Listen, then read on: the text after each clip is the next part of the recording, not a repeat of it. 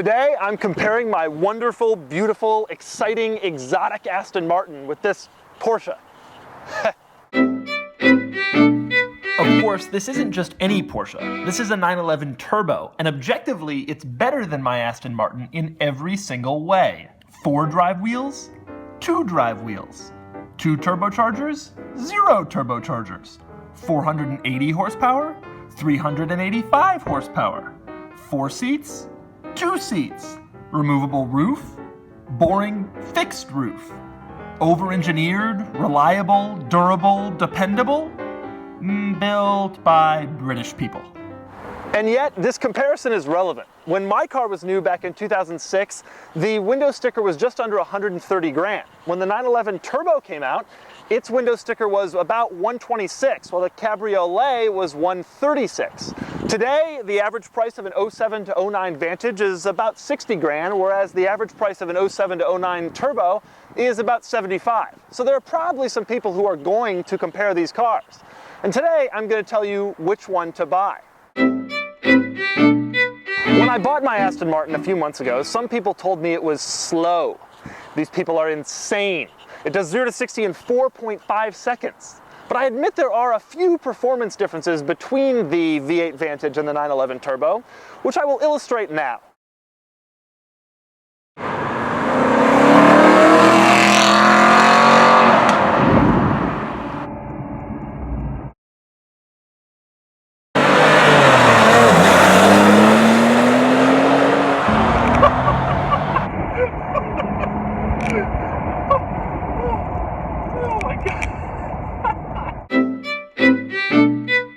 I've spent a lot of time in the 911 Turbo over the years, and I believe it's one of the easiest, most enjoyable cars to drive fast. It's lively, it's fun, it's exciting, it's quick. The transmission and clutch are amazing, and it's been perfectly honed over years of careful development. But the Aston has its benefits. The heavier clutch and steering makes it feel like more of an occasion, and you have to work harder to drive it fast. And then there's the difference in sound.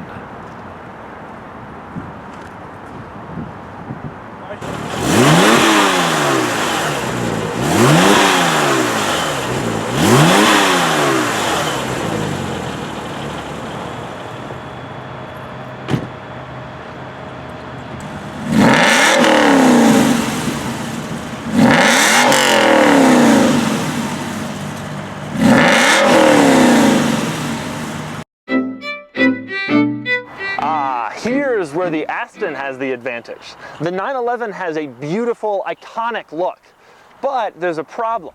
Here's a 911, and here's a 911, and here's a 911, and here's a 911, and here's a 911, and here's a 911. They're everywhere. And nobody on the street is going to realize that you have the high-performance turbo version. They're just going to see a 911 and think that you're a greedy one-percenter who works for a bank and eats children. But the Aston, now that's cool. I spent less than 50 grand for this car and everybody is excited about it. I went from being the asshole with the giant yellow Hummer to being James Bond. My favorite segment. Weird crap that's going to annoy you. In the Porsche, the fact that there's only one button for lock and unlock and no visible locks on the doors themselves, which means you never really know if the doors are locked or unlocked. In the Aston, that famous parking brake that's impossible to figure out, and those doors that refuse to stay open.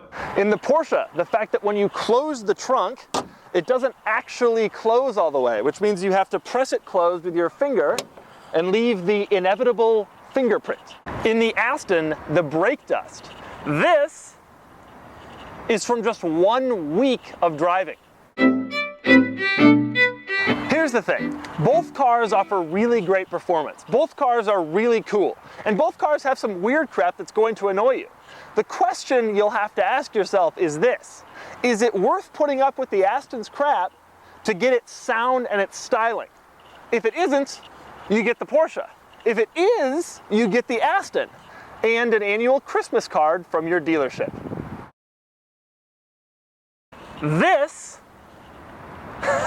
there wasn't any dust on it.